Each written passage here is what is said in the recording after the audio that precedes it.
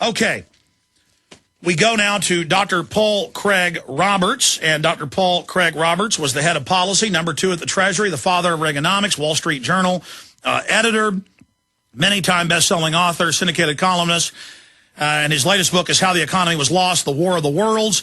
In his editorial that we posted, we have a link at the bottom where you can go over and get the book at Amazon.com.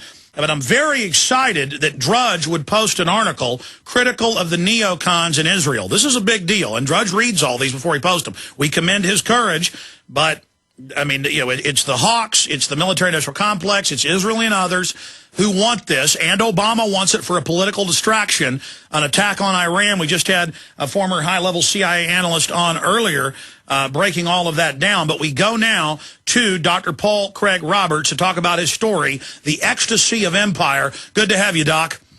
Thanks, Alex. I mean, let's go over it. This is exciting to see that I mean, your articles would get international attention in the Wall Street Journal, but now, since you're just going with you know, the info war, they're getting even more attention. That seems to be the case. Well, break it down, sir. I mean, this article, is frightening in its reality, and how you link to all the data to back up what you're saying. Encapsulate what your story covers, and then let's expand where you leave off, saying, if we don't have a revolution, we're history.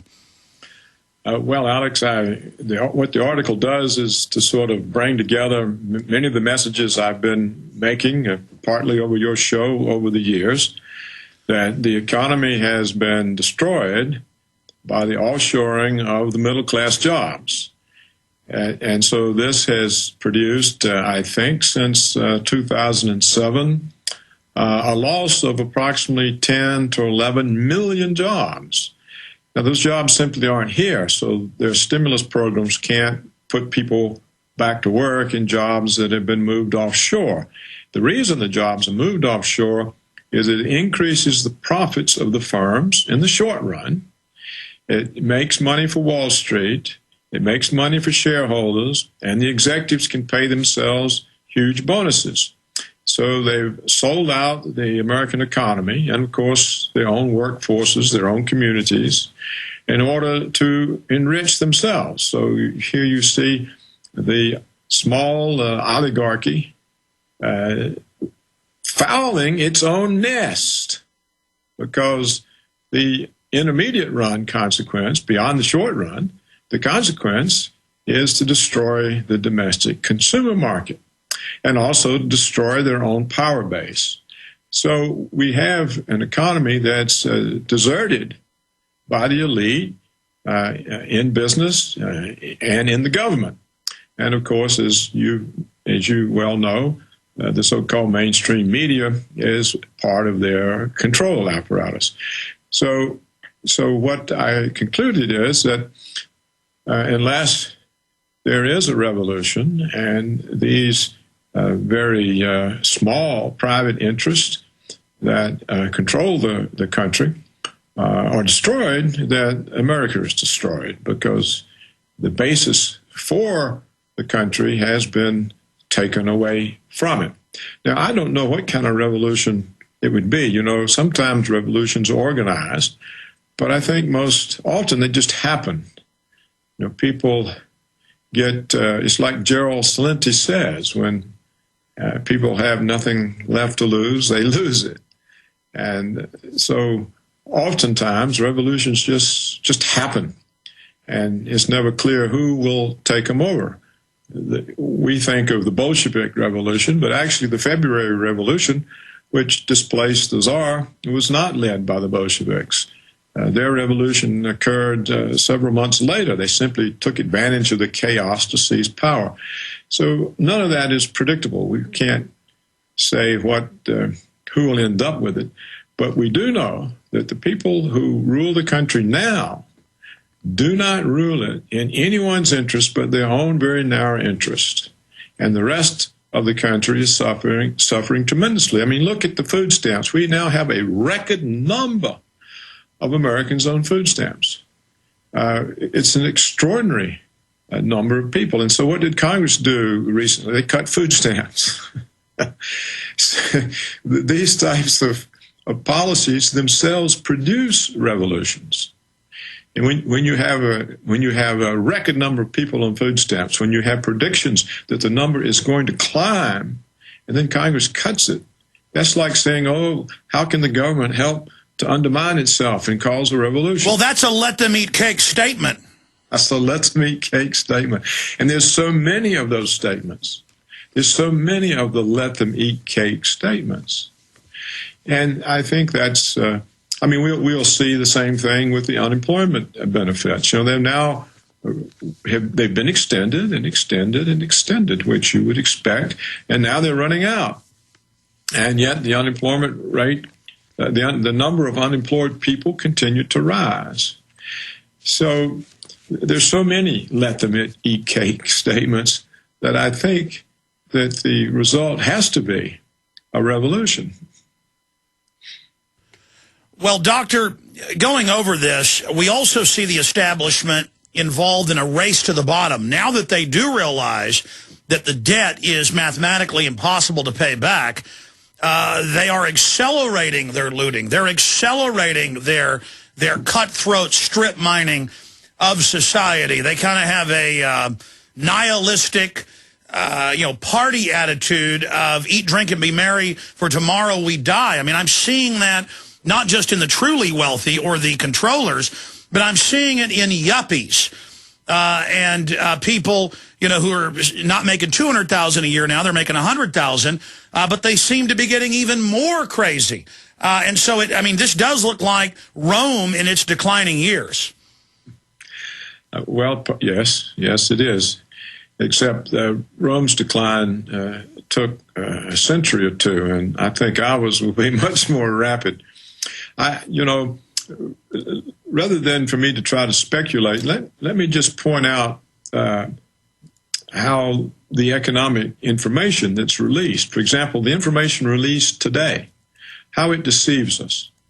For example, Alex, they reported that we've had an increase in housing starts in July. Well, the way they got this increase in housing starts in July is that there was a massive downward revision of the housing starts that they proclaimed in June. So they said more housing starts had occurred in June than did.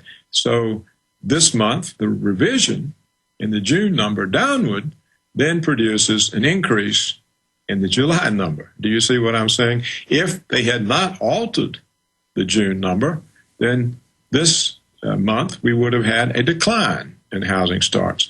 Now, they do that every month. They give you good news, and then the next month they secretly take it away. They downward revise it, and that then produces another month. But what's happening now is, and I want you to speak to this, please, sir, is reality is colliding with their Alice in Wonderland false reality, and so the system is losing all credibility, and I do see forms of peaceful revolution taking place. Take Arizona. Without any concerted, organized effort in the last 2 years, CNET News, the Arizona Republic, and others report that over 96% of people refused to pay them or even show up, and the system tried to threaten them and make examples, but finally gave in and pulled all the cameras out. So, that right there is an example of just noncompliance. Yes, I suspect that noncompliance will rise. As people lose resources, they lose the ability to comply, and they also lose their confidence in the government. And therefore they lose their willingness to comply. So when you don't have the ability or the willingness, then compliance has to fall. Let me give you another example of the way economic statistics mislead. Also today they announced that industrial production was up 1%. And this led to a rise in the stock market. But if you look at why is industrial production up 1%, it's largely due, I believe, to the fact that all the disruptions in automobile production over the last year or two about GM's bankruptcy, about the insolvency, I think, of Chrysler. Everything was disrupted to the extent that just getting back to stability produces statistically a rise in industrial production. Another way they get rises in industrial production is they use as a way of measuring it power usage. So if power usage is high, they assume industrial output is rising. But of course, when you have these massive heat waves, what happens to power Sure, it's usage? August, and that's always the biggest power consumption, so they won't look at the months before or the months after. They put it out there falsely as a trend. Well, here's an example. It's a monthly, that's right, it's a monthly report that they put out. Right. Well, I mean, you know how they manipulate, the cost-earnings ratio. You know a lot more than I do as an economist how all this works. But, I mean, just to simply look at it, Dr. Roberts, what was it, 15 years ago they changed the rules where a hamburger place gets a manufacturing credit for putting cheese on a piece of meat and putting bread on it. And so here at my office, simply making films and packaging them and shipping them, I get the manufacturing credit. I mean, I take that credit, but I'm not really manufacturing under the classical sense, so they're changing definitions. That's right.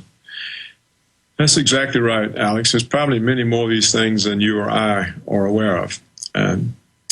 But I just wanted to give you and your listeners the two examples from today's economic reports to show how misleading they can be. And so I think it's going to be a little bit longer, I can't say how much longer, before people, or very many people, catch on. Of course, some people know already and have known for some time. But even if, you suggested that perhaps the elite themselves realize that it's all over with, but I'm not so sure, because today's stock market rose substantially on the basis of good news, which is consists of statistical artifacts that aren't real. So I'm not sure that people have caught on, or that the elite have caught on. Generally, the elite are so full of hubris and self-confidence and arrogance and revel so much in their power that they don't catch on. They get swept away and they're surprised. So what happened?